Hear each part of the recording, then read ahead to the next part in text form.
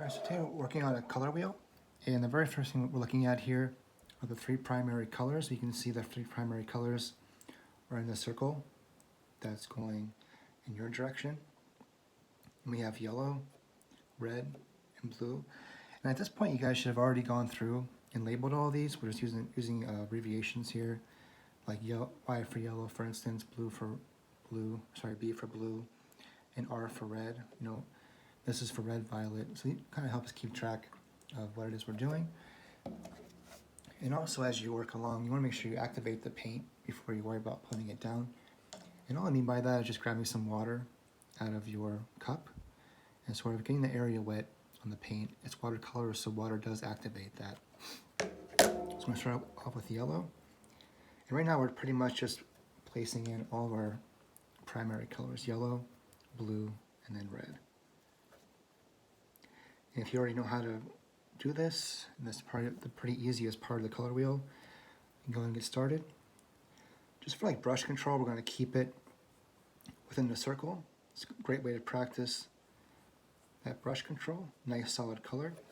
And each time you go to change colors, make sure you want to rinse out your brush really good. That way you're not cross-contaminating colors, and you're keeping them nice and fresh. Next up, we're going to grab our red and place that where that belongs. Once again, looking at good brush control, filling that in.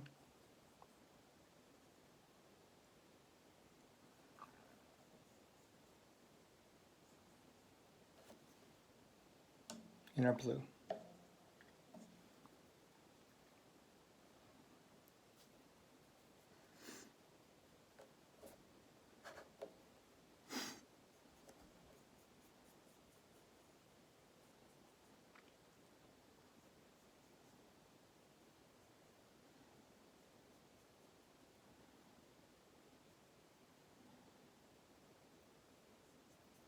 So those are our three primary colors. Next up, your secondary colors. You can recognize those. It also has a triangle to it, but it's an upside down triangle. And it's also not a solid line, it's dotted. So we kind of follow our eye path, going from green down to violet, or if you call it purple, purple is fine, over to orange, back to green. So that's our secondary upside down triangle for our color wheel. Now you do have in your color set those colors already. You know, we have green and orange and things like that. Our job today is not to use the colors we already have, but to make them, to mix them ourselves, okay? So we're going to call what's called direct mixing, is that's when you place one color in front of the other. So our first secondary color we're going to worry about is green. So as you probably already know, green is a combination of yellow and blue. And color also has a strength to it. So blue is a lot more powerful pigment than yellow. So we're going to start off with yellow first. We need a lot of yellow and not so much of blue. So we're going to start off in our green area with yellow first.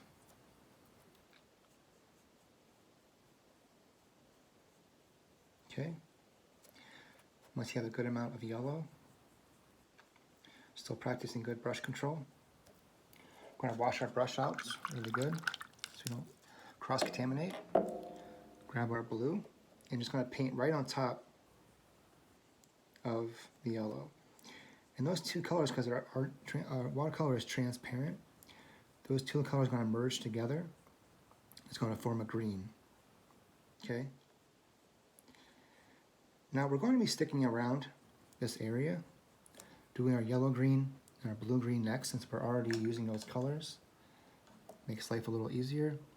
This is a little too dark of a green, so how you can fix that is grab some yellow and put it on top. It's going to lighten it up for you. Okay, it's pretty wet at this point. It's pretty saturated. It's not going to do a whole lot. Okay. So next up, we're going to do yellow-green. So it's still yellow and blue, but it has a ton of yellow in it and a tiny bit of blue. Okay, so once again, grabbing my yellow, I'm putting that down first.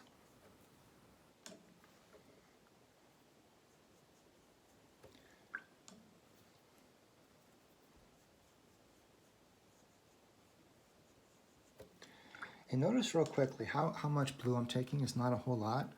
I've cleaned my brush off, grabbing a tiny little bit on my brush, and just layering it in there on top of my yellow. Because I'm not using a ton of paint, it's going to maintain more of the yellowish color. So our yellow green is a very, very faint kind of green. Now, there's no exact way it should look. You guys were each provided with a color wheel, so definitely look at that. Kind of judge for yourself. But for right now, I'm going to do the best job we can. As long as I know this green is a lot lighter than this green, I'm fine. Okay. Next up, we have blue-green.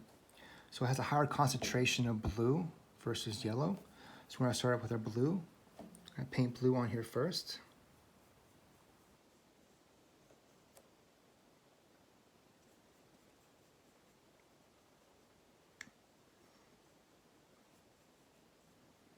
Okay, washing my brush off. I'm going to grab that yellow. Just a tiny little bit of yellow is all you need on your brush.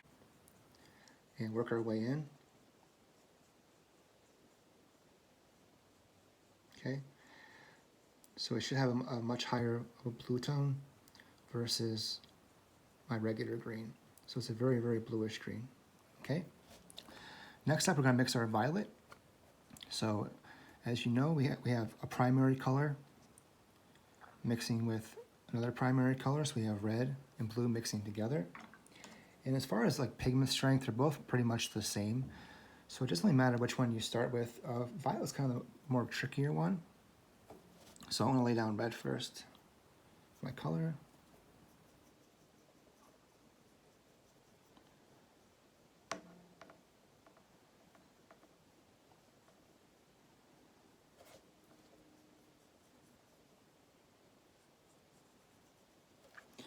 Wash my brush off. Grab some of that blue, layer it on top.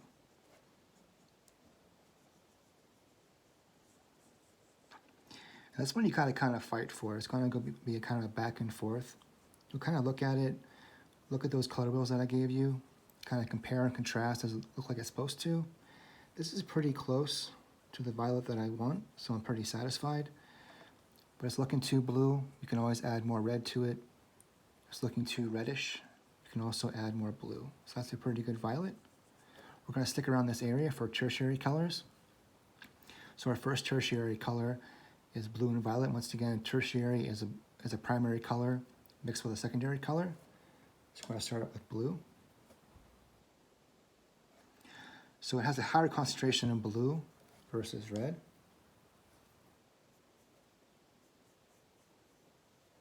So blue goes down first.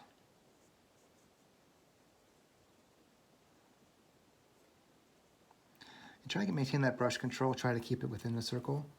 It's going to help you in the long run, kind of figuring out how to move your brush around, how to control it.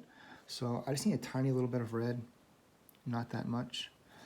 So you want it to be mostly blue with a violet sort of tint to it. Okay, and maybe a little bit more red on there, just a tiny little bit will work out. Okay, and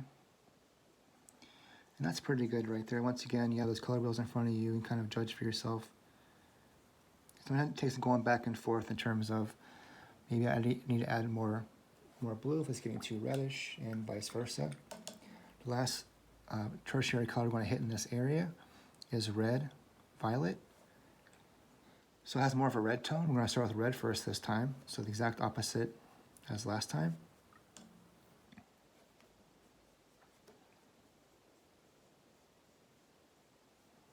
Okay, so red down first.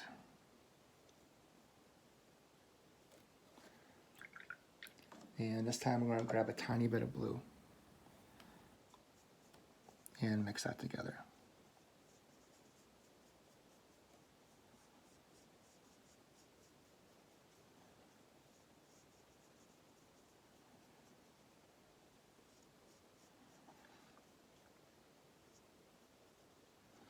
And I'm pretty satisfied with that. Once again, you have to go back and forth. And if it gets too red, add more blue. If it gets too blue, add more red. But what I'm looking for is kind of sort of a burgundy sort of color and I've gotten it. Okay, our last secondary color we're going to hit, so once again we're on this upside down triangle that's dotted, is our orange. So we have two primary colors making that orange. We have a red and a yellow. Once again, we're dealing with the strengths of colors. So red is a lot more powerful than yellow. So we're going to start with some yellow first. Going to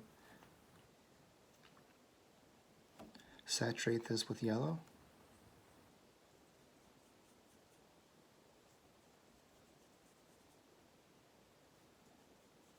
Okay, and red is a lot stronger of a color, so I'm going to want to add a tiny little bit of red. And I might need to add more or less, but it's better to add less. You can always add more. If you add too much, then it's a constant battle adding in more yellow and so forth. So this is pretty good orange. Okay, I'm happy with that. So we have two tertiary colors. We have red orange and yellow orange. So we're going to do red orange first. So we're going to do a base of red to begin with.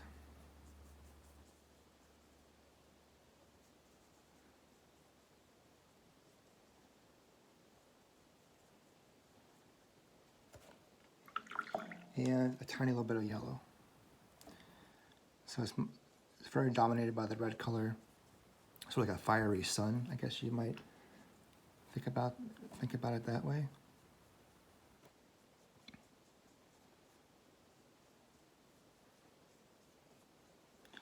And I almost got it. I think I might add a tiny bit more yellow. So once again, a little bit at a time is how you want to do this, so it's not getting too far gone. And I'm pretty happy with that. It's definitely not a red. It's definitely not an orange. It's kind of the in-between sort of color. Our last tertiary color is our primary yellow and our secondary orange. So this time we're going to start with yellow as a base first.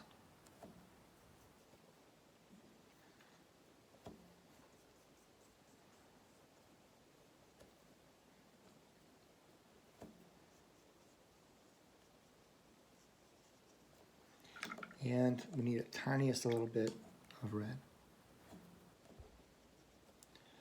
I kind of put too much on, I think, a little bit.